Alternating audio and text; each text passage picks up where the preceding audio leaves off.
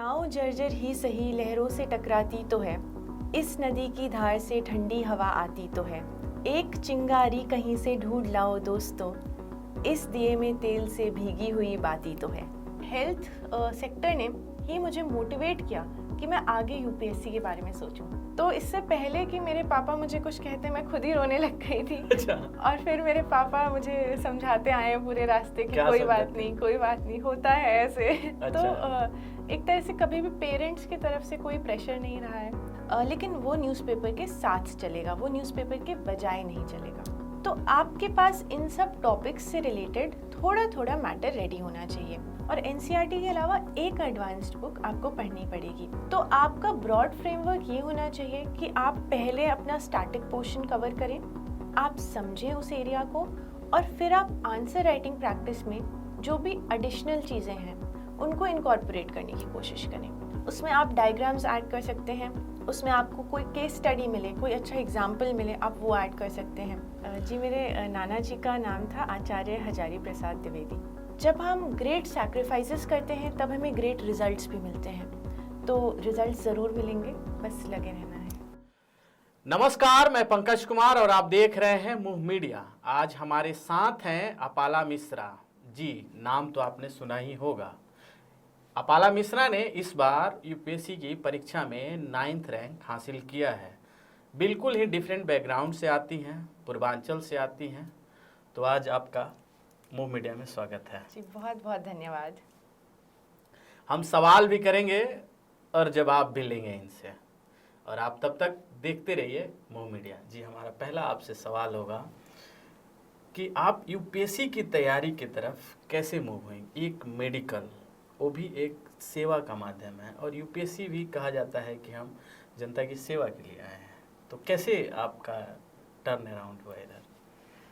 जी, हमेशा से ही career choice में सर्विस टू सोसाइटी, जो आपने कहा, सेवा करने का हमेशा ही एक प्रायोरिटी थी। जैसे मेरे पेरेंट्स भी सर्विस टू सोसाइटी वाले ही फील्ड्स में हैं, तो इसीलिए मैंने मेडिसिन चुना। लेकिन मेडिसिन के दौरान अपने फाइनल ईयर तक आते आते तब जाके मैंने तय किया कि शायद यूपीएससी एक ऐसा क्षेत्र है जहाँ पे आपको एक ज़्यादा सोसाइटी के करीब आने का मौका मिले और ज़्यादा बड़े लेवल पे इम्पैक्ट करने का मौका मिले। तो मुझे लगता है कि हेल्थ सेक्टर ने ही मुझे मोटिवेट किया कि मैं आगे यूपीएससी के बारे में सोचूं। अच्छा, हेल्थ सेक्टर ने आपको मोटिवेट जी, किया? जो मेरा बैकग्राउंड था उसी ने मुझे मोटिवेट किया। अच्छा। कि मैं आगे बढ़ूं। जी जी जी। ये बताइए हमें कि जो आपकी पढ़ाई लिखाई हुई कि जैसे क्लास 1 से 10 तक, जिस तरीके के भारत में, और ख़ास करके आपके फादर ऑलरेडी आर्मी में रहे हैं, तो आर्मी के जो जॉब होते हैं वो ट्रांसफरेबल जॉब्स हैं, तो उनके बच्चों को काफ़ी ट्रांसफ़र होने पड़ते हैं, तो उसी के लिए केंद्रीय विद्यालय खोले गए देश में। तो आपने पढ़ाई स्कूलिंग कहाँ से की? जी, जैसा आपने कहा कि ट्रांसफ़र होते हैं, और इस ट्रांसफ़र होने के कारण इंटरव्यू के लिए मुझे 5 स्टेट्स तैयार करने पड़े थे, जो कि बहुत भारी तैयारी हो गई थी। तो पैदा तो मैं हुई थी मध्य प्रदेश में, जबलपुर में, लेकिन उसके बाद हम देहरादून आ गए थे, और देहरादून में ही मेरी 10वीं कक्षा तक की पढ़ाई हुई है। क्योंकि मेरी मदर भी जॉब में थी और मेरे जो फादर थे वो इंडियन मिलिट्री एकेडमी में पोस्टेड थे। उन्होंने 2 टेन्योर्स वहाँ पे किए हैं, कुल मिला के 3 टेन्योर उनके आईएमए में कटे हैं। तो एक तरह से देहरादून मेरी बेसिक एजुकेशन का बेस रहा है।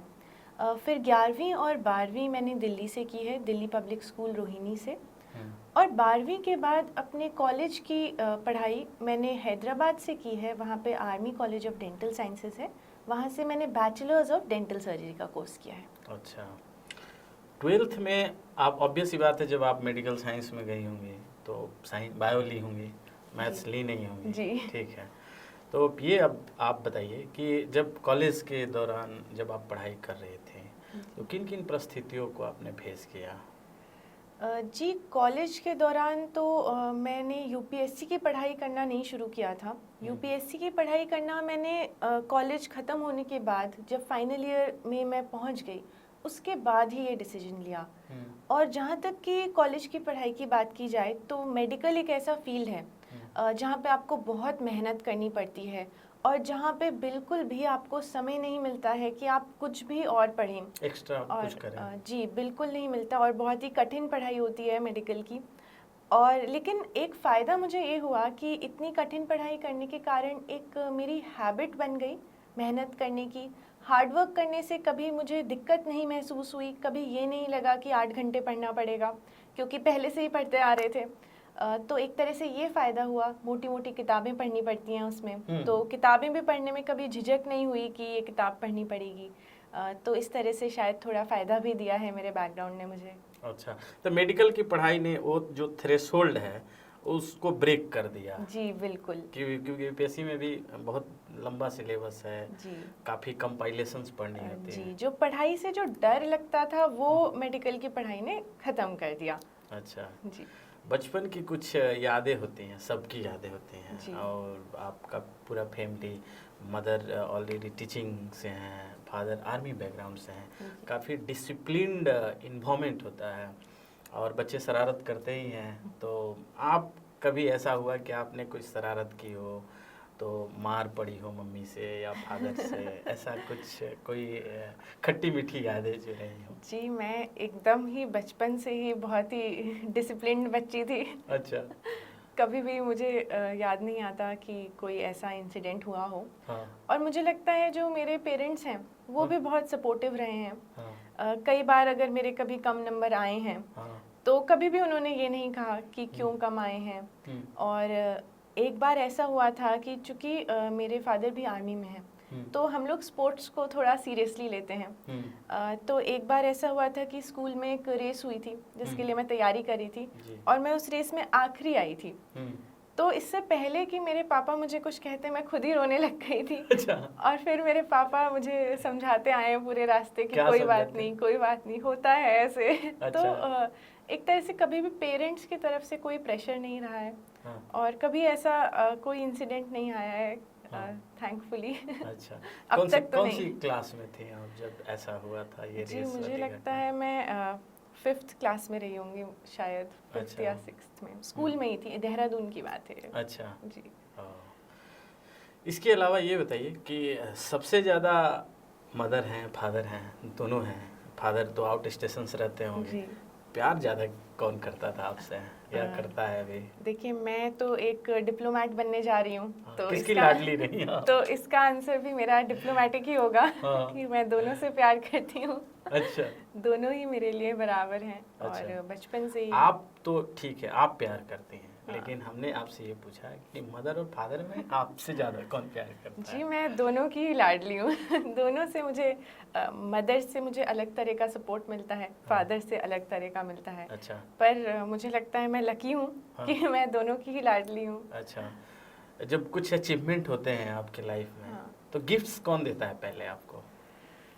जी गिफ्ट्स देना तो ऐसे मेरी मदर ने मुझे कई बार गिफ्ट्स दिए हैं। हाँ। ला के। एक दो बार ऐसा भी हुआ है, जैसे मैं आपको एक इंसिडेंट बताती हूँ कि मेरी मदर को बहुत विश्वास था मुझ पे कि मैं ये एग्ज़ाम क्लियर कर लूँगी। मुझे अपने ऊपर कम था, मेरी माता को ज़्यादा था। अच्छा। तो उन्होंने एक बार कभी गई होंगी कभी बाज़ार में, तो उन्होंने एक साड़ी खरीद के रखी थी और मुझे बोला था कि ये साड़ी जब आपका सिलेक्शन हो जाएगा तो आप अपने ज्वाइनिंग में पहनना। अच्छा।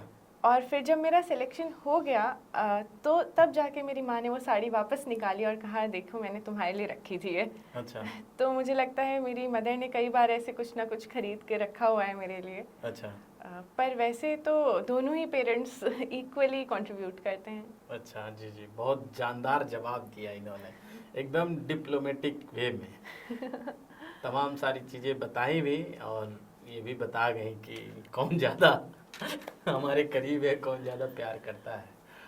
अब इसके अलावा कॉलेज में खास करके मेडिकल्स के जो स्टूडेंट हैं या यूपीएससी के भी स्टूडेंट्स हैं, उनके बीच में काफ़ी ये बात कौतूहल का विषय रहता है कि मेडिकल्स की जो लड़कियां होती हैं, लड़के होते हैं, उनके बीच में गर्लफ्रेंड बॉयफ्रेंड्स इजली होते हैं। मतलब ये जो है, मैं रियलिटी बता रहा हूँ। तो ऐसा कभी इंसिडेंट आप गुजरी या कभी ऐसा कुछ हुआ? जी बिल्कुल भी नहीं हुआ है ऐसा कुछ भी मेरे जीवन में। अच्छा। मैंने जैसा कि बोला बचपन से ही मैं एकदम सीधी लाइन पे चलने वाली बच्ची रही हूँ। तो ऐसा तो कुछ हुआ नहीं है अब तक। अच्छा, कोई लड़का आके आपको प्रपोज कर दिया हो? कभी हुआ स्कूल में, कॉलेज में? जी चूँकि स्कूल में मेरा बड़ा भाई था। हाँ। और मेरे फादर भी आर्मी में रहे हैं। हाँ। तो ऐसा बहुत ही रेयरली हुआ है कि कोई लड़का मुझे अप्रोच किया हो। मुझ तक बात आती ही नहीं थी, पहले ही खत्म हो जाती अच्छा, थी। भाई प्रोटेक्टिव थे। जी। कॉलेज में? जी कॉलेज में भी इतना तो मुझे कुछ याद नहीं है ऐसे। अच्छा, कभी कोई एक्सीडेंट नहीं हुआ ऐसा? जी जी। अब आते हैं अभी प्रीलिम्स है, बच्चों के बीच में काफ़ी आप देख ही रहे होंगे इनसिक्योरिटी होती है, तो वो जानना चाहते हैं कि प्रीलिम्स में किस तरीके से, खास करके जीएस पेपर 1 है उसमें कैसे तैयारी करें, किन किन बातों का हम ख्याल रखें, और जब एग्ज़ाम देने हम जाएं तो कैसे मूड में जाएं, तो इस पे थोड़ा सा आप बताते हैं हमें, खास करके जीएस पेपर 1। जी तो अभी तो कोई भी नया मटेरियल नहीं उठाना चाहिए, सिर्फ रिवीजन पे फोकस करना चाहिए और थोड़ा प्रैक्टिस करते रहना चाहिए एमसीक्यू देने की।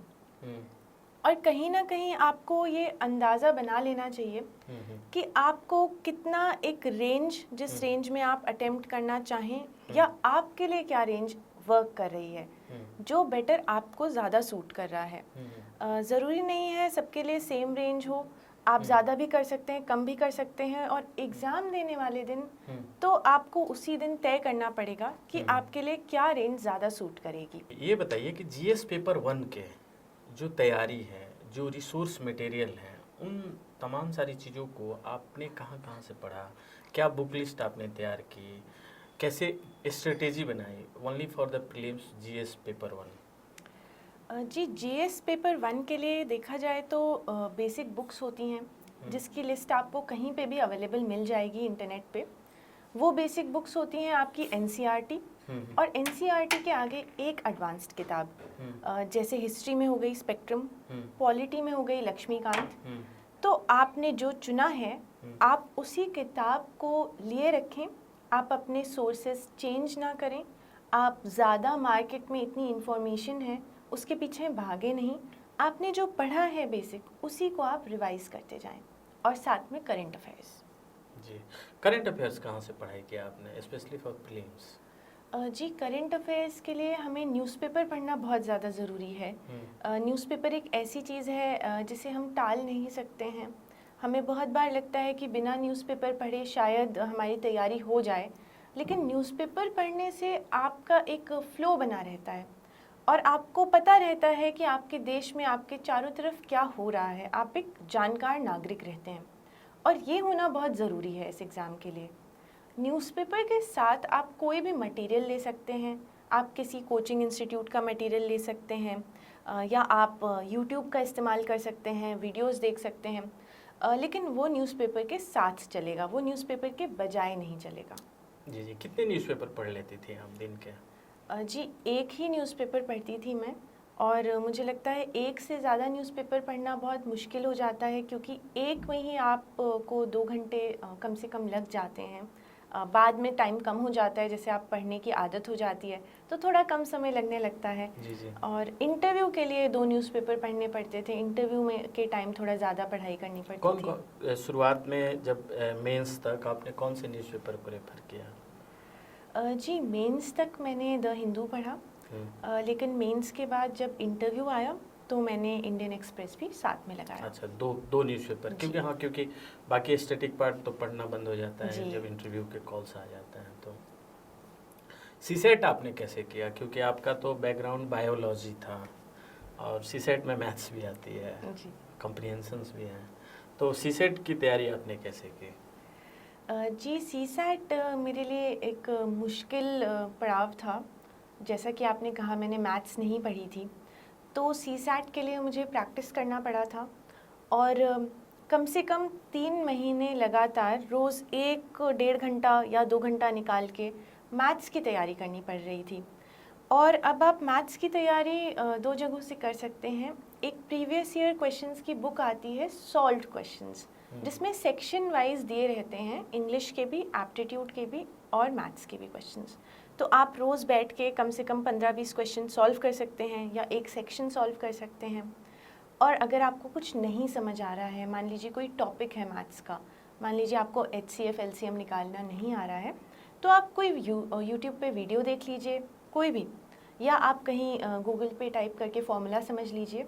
तो हल्का सा असिस्टेंस लेके आप प्रैक्टिस करिए और आपको लगेगा कि 10-15 दिन में ही आप एक बेटर पोजीशन में होंगे। जी जी, बहुत अच्छा। अब जब प्रीलिम्स के हर्डल्स को हम पार करते हैं तो मेंस की बारी आती है। मेंस के लिए कॉल्स होते हैं। डैफ आपने कैसे भरा था? जी, डैफ 2 बार भरना होता है। हाँ। एक बार मेंस एग्ज़ाम के पहले जो हाँ। होता है डैफ 1, हाँ। और एक बार इंटरव्यू के पहले से जो होता है डैफ 2। 2।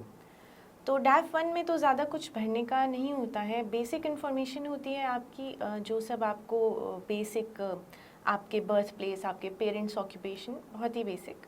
डैफ 2 होता है जो कि ज़्यादा इम्पॉर्टेंट होता है। उसमें आपको अपनी हॉबीज़ भरनी होती हैं, अपना एक्स्ट्रा करिकुलर भरना होता है, अपने अचीवमेंट्स, अवार्ड्स, सब कुछ भरना होता है।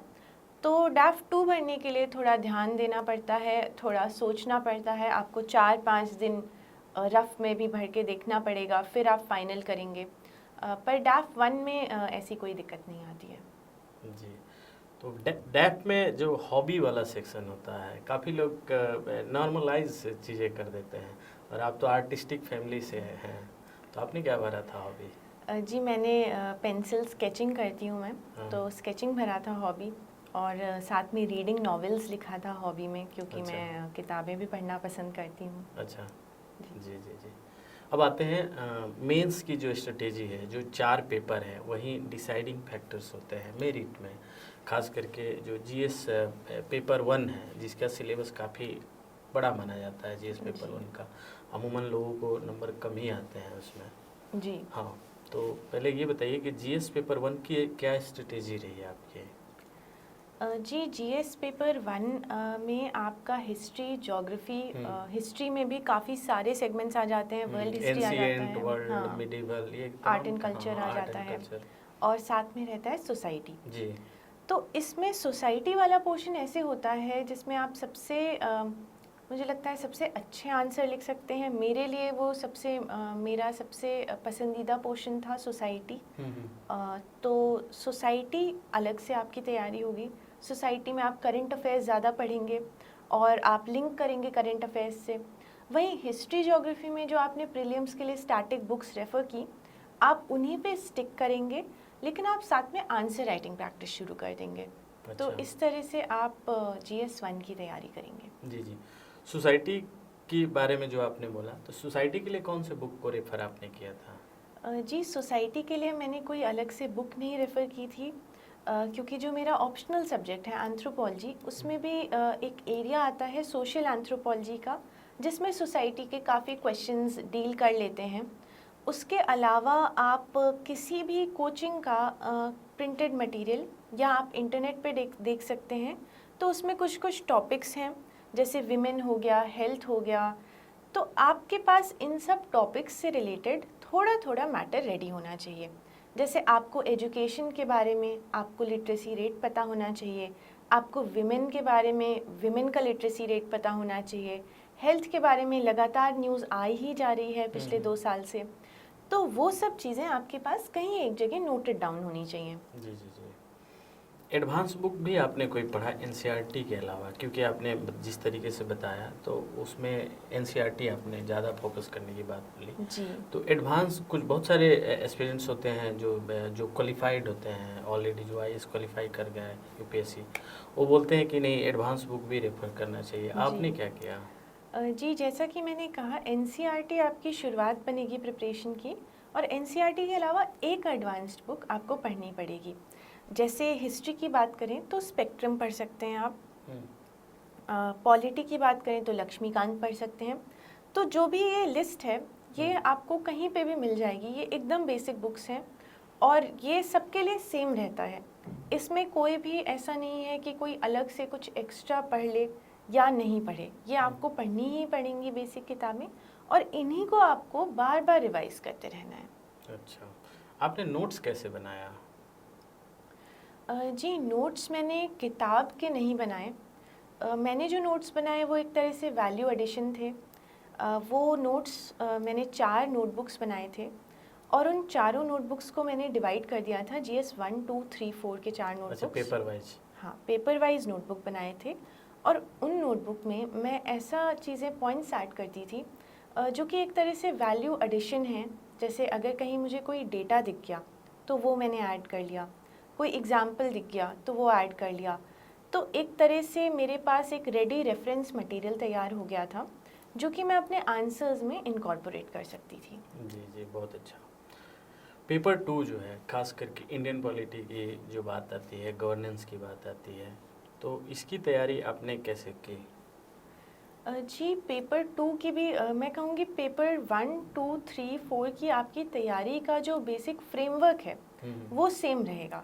बस आपकी किताबें चेंज हो रही हैं, लेकिन जो आपका अप्रोच रहेगा कि आपको एडिशनल नोट्स बनाने पड़ेंगे, आपको डेटा कलेक्ट करना पड़ेगा, आपको आंसर राइटिंग प्रैक्टिस करनी पड़ेगी, आपको देखना पड़ेगा कहाँ करंट अफेयर्स से लिंक हो रहा है।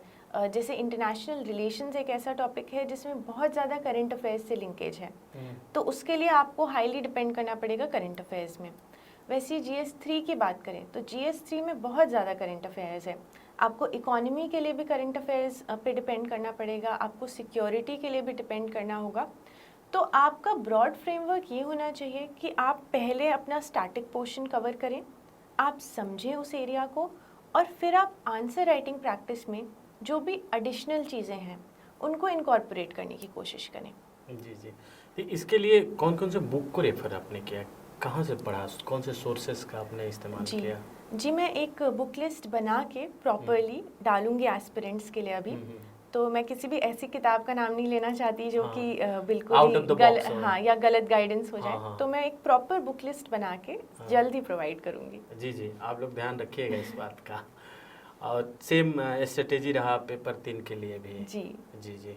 इथिक्स और इंटीग्रिटी बिल्कुल डिफरेंट हो जाता है जी। तो उसके लिए, क्योंकि उसमें एक लेक्सिकन के अलावा और मार्केट में बुक अवेलेबल है नहीं बेसिकली, तो उसके लिए आपने क्या रणनीति रखी अपने? जी, मैंने एथिक्स मुझे बहुत पसंद था, एज अ सब्जेक्ट मुझे बहुत अच्छा लगता था, और उसमें लेक्सिकन जो किताब थी वो मैंने नहीं पढ़ी। मैंने शुरुआत में पढ़ने की कोशिश की, लेकिन उसके बाद मैंने एक दूसरी किताब पढ़ी। वो किताब अरिहंत पब्लिकेशन की किताब थी, जो कि मुझे किसी ने रेफ़र किया था और मुझे बहुत अच्छी लगी वो किताब। उसमें बहुत इजी तरीके से चीज़ें दी हुई थी। तो एथिक्स में ज़्यादा फोकस होना चाहिए कि आप एक इजी भाषा में वो जो सारे टॉपिक्स हैं उनको आप लिख पा रहे हैं या नहीं। आपके पास हर वर्ड की डेफिनेशन होनी चाहिए। जो वैल्यूज़ होती हैं, जैसे ऑनेस्टी एक वैल्यू हो गई, आपके पास डेफिनेशंस होने चाहिए। ट्रूथ, बिलीफ, वैल्यूज़, हर चीज़ के लिए आपके पास छोटे छोटे डेफिनेशंस तैयार होने चाहिए। साथ में आपके पास एग्जाम्पल्स तैयार होने चाहिए उनके लिए। आप कोटेशंस का इस्तेमाल कर सकते हैं। तो जैसा कि मैंने बोला 1, 2, 3, 4 नोटबुक्स बनाई थी, तो जो 4th नोटबुक थी वो GS 4 के लिए थी, और उसमें मैंने ये सब नोट किया था। जैसे कोई कोटेशन अच्छा दिख गया, कोई स्टोरी अच्छी दिख गई जी। तो उससे मुझे काफ़ी सहायता मिली GS 4 में। केस स्टडी पे कितना फोकस किया आपने? जी, case study equally important part है एथिक्स एग्ज़ाम का, और केस स्टडी देखा जाए तो प्रैक्टिस करने से ही आएगा। शुरुआत में 1-2 बार थोड़ा समझने में दिक्कत होती है, लेकिन आप 4-5 बार केस स्टडी लिखेंगे, आप समझेंगे कि किस तरीके की केस स्टडी पूछी जा रही हैं, तो आपको धीरे धीरे वो आसानी लगने लग जाएगी। उसके लिए आप कहीं से भी मटेरियल ले लीजिए, प्रीवियस ईयर पेपर्स देख लीजिए, सॉल्व क्वेश्चंस देख लीजिए, और एक तरह से प्रैक्टिस करना शुरू कीजिए। जी जी। आपने बताया कि आपका जो ऑप्शनल था वो एंथ्रोपोलॉजी था, और जो शायद जिन्होंने टॉप किया है शुभम कुमार, उनका भी ऑप्शनल एंथ्रोपोलॉजी ही था। जी। उस पे आएंगे, उससे पहले एक पार्ट छूट गया जी। जो होता है एसे का। जी हाँ। सबसे इम्पोर्टेंट पार्ट, जो रैंकिंग डिसाइड, मेरिट लिस्ट में आपको कहाँ बैठाएगा वो ज़्यादा तय करता है, क्योंकि एसे के लिए कोई बुक्स नहीं है, कोई गाइडेड मटेरियल्स नहीं है उस तरीके से। जो है आदमी अपना कॉमन सेंस हो गया, या क्या आपका बैकग्राउंड है सोचने की, क्योंकि अब तो पहले ऐसे जो आते थे वो टॉपिक रिलेटेड होते थे, अब फिलोसॉफिकल ऐसे आ रहे हैं, तो इससे बच्चों को काफ़ी परेशानियाँ हो रही हैं। तो आपने ऐसे के साथ कैसे तैयारी किया, इस परेशानी से कैसे जूझा आपने, कैसे निकला? जी, एस्से के लिए मैंने बहुत मेहनत की थी, क्योंकि मुझे लग रहा था कि एस्से एक ऐसा पेपर है जहाँ पे आप नंबर खींच सकते हैं, वो आपकी स्ट्रेंथ बन सकता है। तो एस्से के लिए मैंने एक तरह से फ्रेमवर्क्स बनाए थे हर टॉपिक के लिए। जैसे एक टॉपिक हो गया विमेन, तो विमेन पे आपके पास कोटेशन तैयार होना चाहिए, आपके पास कोई इंट्रोडक्शन तैयार होना चाहिए, आपके पास एक फ्रेमवर्क रेडी होना चाहिए कि अगर विमेन पे ऐसे आया तो हम इस डायरेक्शन में बात कर सकते हैं। आपके पास एग्जाम्पल्स तैयार होने चाहिए। ज़रूरी नहीं है कि आपने जो तैयार किया है सीधा वही पूछा जाएगा, लेकिन एक तरह से आपको मदद मिल जाएगी अपने मटेरियल से। कोई भी टॉपिक आएगा, आपने जो GS4 के लिए एग्जाम्पल्स लिखे हैं, स्टोरीज़ लिखी हैं या कोटेशंस लिखे हैं, वो आप इस्तेमाल कर सकते हैं एस्से में। तो मुझे लगता है कि आपको एस्से के लिए हर GS की भी सहायता लेनी होगी और आपको एक फ्रेमवर्क्स तैयार करने पड़ेंगे पहले से ही।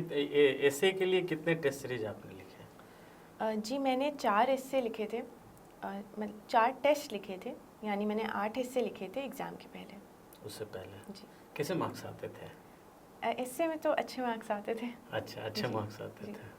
तो ऐसे में जब मार्क्स आते थे तो मम्मी को बताती थी आप कि मम्मी मेरा मार्क्स इतना आया है? जी, मम्मी से तो मैं डिस्कस करती थी मार्क्स का। हाँ। और 1-2 बार मैंने पढ़वाया भी है कि इससे ठीक लिखा जा रहा है या नहीं। तो हाँ, बताती थी।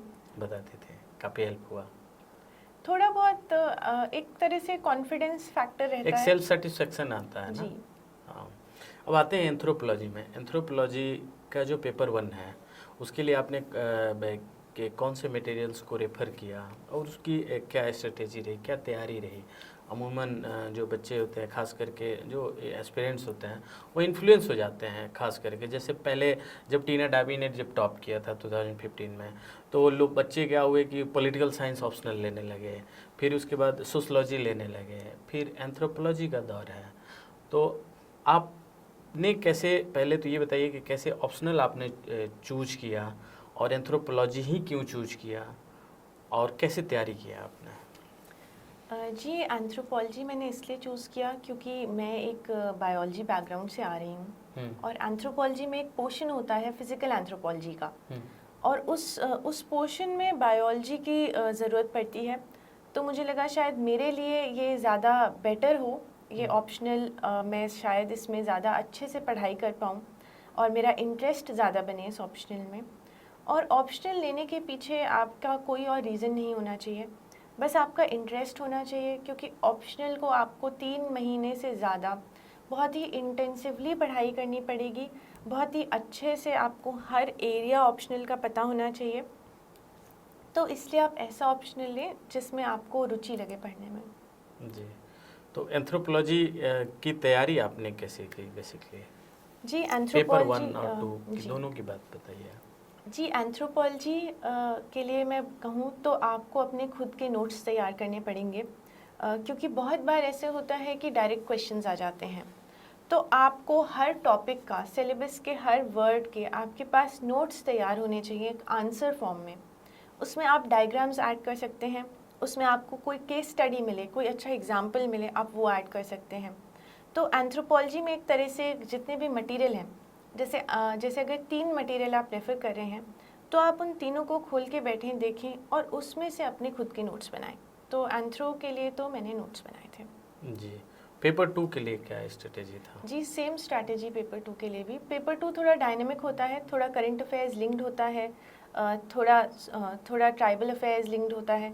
तो उसमें आपको बहुत बार न्यूज़ मिलती है कि किसी ट्राइब्स की न्यूज़ मिलती है, जैसे अंडमान निकोबार काफ़ी न्यूज़ में रहता है। तो आपको कोई भी ऐसी न्यूज़ मिल रही है तो आप ऐड करते जाइए अपने पेपर में। जी, अब आते हैं कुछ जो अलग जो सवाल रह गए कि कितने घंटे आपने पढ़ाई किया? जी, मैंने 7 से 8 घंटे पढ़ाई किया, लेकिन मैंने रोज़ पढ़ाई किया 8 घंटे। 8 घंटे मतलब 8 घंटे? जी, 8 घंटे मतलब एग्जैक्ट, मतलब 8 घंटे फोकस्ड पढ़ाई। 8 घंटे का मतलब ये नहीं कि उस 8 घंटे में फ़ोन भी देख रहे हैं, खाना भी खा रहे हैं, सो भी रहे हैं। नहीं, 8 घंटे पढ़ाई के 8 घंटे। सिटिंग आवर उसके लिए तो ज़्यादा होगा क्योंकि बीच में तो गैप भी लेना होता होगा। जी हाँ, तो उसके लिए मैं एक टाइमर का इस्तेमाल करती थी, जिसमें मैं टाइम करती थी कि मेरे दिन के 8 घंटे निकल पा रहे हैं या नहीं निकल पा रहे हैं। तो उसको कैसे निकाला आपने? जी, आपको अपना दिन को स्लॉट्स में डिवाइड करना पड़ेगा। जैसे सुबह अगर 8 बजे से शुरू किया पढ़ना, तो मैं 2-2 घंटे के स्लॉट्स लेती थी और बीच में आधे घंटे का ब्रेक ले लिया, तो ऐसे करके 8 घंटे निकलते थे। तो 4 स्लॉट 2-2 घंटे के हैं। जी। तो मतलब 2 घंटे और उसमें जोड़ा जाए तो टोटल 10 आवर्स हाँ। डेडिकेट करने होंगे। जी हाँ। तो पढ़ाई 8 घंटे निकलेगी। हाँ, आप आउटपुट 10 8 घंटे जी, आपने जी, निकाला जो बिल्कुल, चीज़ है। ठीक है। आप जब स्कूल में थे और ब्यूरोक्रेट्स में अब आप आ चुकी हैं, इसके बाद आप कह रहे हैं कि अब आप डिप्लोमेट्स बनेंगे क्योंकि आपका जो ऑप्शन है जो आपने चूज किया प्रायोरिटी लिस्ट में वो IFS पहले है सबसे। तो डिप्लोमेट्स जो होते हैं खास करके वो कल्चरली इनरीच होते हैं काफ़ी हाईली, और आपके दादाजी भी काफ़ी कल्चरली इनरीच रहे, खास करके जो लेखक होते हैं, जो कवि, जो पोएट्स होते हैं या जो आर्टिस्ट कह लें, तो इन्हीं के ऊपर कह लें, इन्हीं के कंधों के ऊपर किसी भी देश की, किसी भी धरोहर की, किसी भी समाज की जो आर्ट एंड चीज़ें हैं उसको बचा के रखने की ज़रूरत होती है। क्योंकि कहीं भी हम पढ़ें तो हम कहाँ से सोर्स लेते हैं? इनिशिएशन तो या तो किसी राइटर ने उस समय लिखा हो, मौर्यन एम्पायर के बारे में भी हम कहाँ से सोर्स निकाल के लाते हैं, किस राइटर ने उनके बारे में ये बात की, तो ऐसी चीज़ें रही। तो आप भी काफ़ी कल्चरली इनरीच हैं जिस तरीके से आपने बताया। तो कभी आपने डांसिंग और सिंगिंग आपने किया कभी? जी बिल्कुल भी नहीं, मैं एकदम पढ़ाई में फोकस छात्रा रही हूँ। तो कभी गाने का शौक नहीं रहा? नहीं, बिल्कुल नहीं। बिल्कुल भी नहीं। अच्छा, दादाजी को कैसे याद करती हैं आप? जी, वो मेरे नाना जी थे। सॉरी, नाना जी। हाँ। और बिल्कुल मैंने उनकी काफ़ी रचनाएं पढ़ी हैं और उनके एसेस का कंपाइलेशन है जो मुझे लगता है कि काफ़ी ज़्यादा इंटेलेक्चुअली इनरिचिंग है और एक बहुत अच्छा पर्सपेक्टिव मिलता है उनको पढ़ के। और मैं बहुत फॉर्चुनेट हूँ कि मैं ऐसी फैमिली को बिलोंग करती हूँ। जी जी। एक कन्फ्यूजन था, मैं देख रहा था नेटिजन्स के बीच में कि आपके दादाजी के पूरे नाम के बारे में कोई कह रहा था कि कुछ कोई कुछ, आप एक बार क्लेरिफाई कर दीजिए कि दादाजी का पूरा नाम क्या था? जी, मेरे नाना जी का नाम था आचार्य हजारी प्रसाद द्विवेदी। जी, उनके आप सब लोग को पता ही होगा, हजारी प्रसाद द्विवेदी जी की जो रचनाएं हैं उस पर काफ़ी सॉन्ग्स भी बने हुए हैं। अच्छा। हाँ, आपको मैं बताऊंगा, भेजूंगा मैं अच्छा। आपको, और काफ़ी मूवीज़ में भी इस्तेमाल हुई हैं चीज़ें। अच्छा। वो ठीक है। और अब एक लास्ट सवाल आपसे हमारा है कि जो एस्पिरेंट्स हैं वो अभी जिस तरीके से वो घरों से दूर, खास करके यूपी बिहार या जो दिल्ली बॉन्ड नहीं है, वो आकर दिल्ली में रहते हैं, तैयारी करते हैं, और ये अभी लॉकडाउन की स्थिति ऐसी है कि उनको खाने के लिए भी जूझना होता है, तमाम सारी परेशानियां हैं। तो उनके लिए कैसे कहेंगे, कैसे मैनेज करें वो? क्योंकि ये सारे कामों को करते हुए पढ़ाई के लिए समय डेडिकेट करना थोड़ा टफ हो जाता है। जी, मैं ये कहूँगी कि कभी भी प्रोग्रेस एक स्ट्रेट लाइन में नहीं चलती है। चैलेंजेस सबकी लाइफ में आते हैं, किसी की लाइफ में ज़्यादा आते हैं और किसी की लाइफ में किसी और एस्पेक्ट में आते हैं। तो अगर आपने एक निर्णय किया है, अगर आपने दृढ़ निश्चय किया है, तो आप लगे रहें उस तरफ। आपको पढ़ाई करनी ही पड़ेगी इस एग्ज़ाम के लिए, तो आप किसी भी तरह कोशिश करें कि एक डिसिप्लिन रहे, एक कंसिस्टेंसी रहे।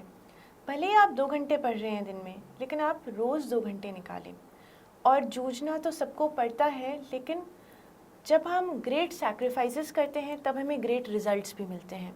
तो रिजल्ट्स ज़रूर मिलेंगे, बस लगे रहना है। जी, आपने देहरादून 10 साल बिताए हैं, जैसा आपने बताया क्लास 1 से 10 तक की पढ़ाई आपकी वही हुई है, और अभी फिर ट्रेनिंग के लिए वापस आ रही हैं, कैसा लग रहा है? जी, मुझे बहुत अच्छा लग रहा है। देहरादून तो मतलब मैं कहूँ तो देहरादून मेरा पर्सनल होम टाउन तो है ही। हाँ। क्योंकि मैंने अपना पूरा बचपन देहरादून में बिताया है और वहाँ मेरे बहुत दोस्त भी हैं। अच्छा, तो सबसे मुलाकात होगी। देहरादून में बहुत सारे प्लेसेज हैं, कुचू पानी है, खड़े गणेश जी, बहुत सारे चीज़ें हैं। तो आप बताइए, रॉबर्स केव भी है वहाँ, तो ये बताइए कि देहरादून का कोई ऐसा प्लेस बताइए जो आपको सबसे ज़्यादा पसंद हो। जी मुझे पूरा का पूरा देहरादून ही पसंद है। अच्छा। और अगर मैं आगे कहूँ तो अब मुझे मसूरी भी बहुत पसंद आएगा। अच्छा, केम्प्टी फॉल। जी। केम्प्टी फॉल कभी गई हैं आप? जी हाँ। अच्छा, तब तो बगल में ही है आपके। अब तो जी। ट्रेनिंग सेंटर लवासना जो है, जी। लाल बहादुर ट्रेनिंग। जो प्रीलिम्स के जो एस्पिरेंट्स हैं जो देने जा रहे हैं, उनके लिए आप एक संदेश क्या देना चाहेंगे? जी मैं संदेश ये देना चाहूँगी कि अपना कॉन्फिडेंस कायम रखें। ये एग्ज़ाम एक मेमोरी का एग्ज़ाम नहीं है। ये एग्ज़ाम ऐसा एग्ज़ाम है जहाँ पे आपको प्रेजेंस ऑफ माइंड अपना रखना पड़ेगा। तो अगर आप कॉन्फिडेंस नहीं रखेंगे तो आप घबराहट में बहुत क्वेश्चंस गलत कर सकते हैं। तो कॉन्फिडेंस बहुत ज़रूरी है, प्रीलिम्स के लिए तो बहुत ज़्यादा ज़रूरी है। डाउट में ना रहें। बहुत बार ऐसा होता है कि डाउट आते हैं क्वेश्चंस में। खुद पे विश्वास करें, खुद की नॉलेज पे विश्वास करें और ज़रूर ही सफलता मिलेगी। आपने बताया था कि ऐसे के लिए आप कोट्स बहुत सारी इकट्ठे कर रहे थे। जी, तो कुछ मोटिवेशनल कोट्स हमें बता दें, खास करके एस्पिरेंट्स जो हैं। जी मोटिवेशनल कोट अभी इंग्लिश में तो नहीं याद आ रहा है मुझे। हिंदी में, लेकिन हिंदी में याद आ रहा हाँ, है। हिंदी में, हम हिंदी में ही चाहेंगे। मुझे थोड़ा याद करना पड़ेगा। हाँ, लेकिन मेरे कमरे में एक कविता लगाई थी। हाँ, मेरी मदर ने ही। जी वही पढ़ दीजिए। तो उसकी आखिरी की लाइनें थी कि नाव जर्जर ही सही लहरों से टकराती तो है, इस नदी की धार से ठंडी हवा आती तो है, एक चिंगारी कहीं से ढूंढ लाओ दोस्तों, इस दिए में तेल से भीगी हुई बाती तो है। क्या बात है, बहुत बढ़िया, बहुत बढ़िया। तो ये आपने देखा कि किस तरीके से जो लेखक और कवि होते हैं वो जिनमें उनके बच्चों में भी आ ही जाता है। अपाला मिश्रा के नाना जी जो थे वो भी एक तरीके से कहें तो इस देश की धरोहर को आगे बढ़ा रहे थे। जो कुछ उन्होंने लिखा वो आज पढ़ा लिखा जा रहा है।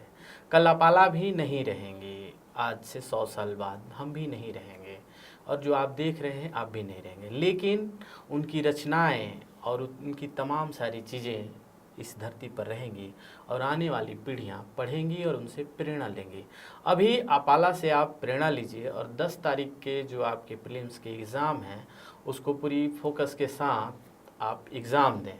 बाकी की स्ट्रेटेजी इन्होंने पूरी डिटेल में जिस तरीके से बताई है वो आपके काबिले तारीफ़ है और आपके काम भी काफ़ी अच्छे तरीके से आएगी।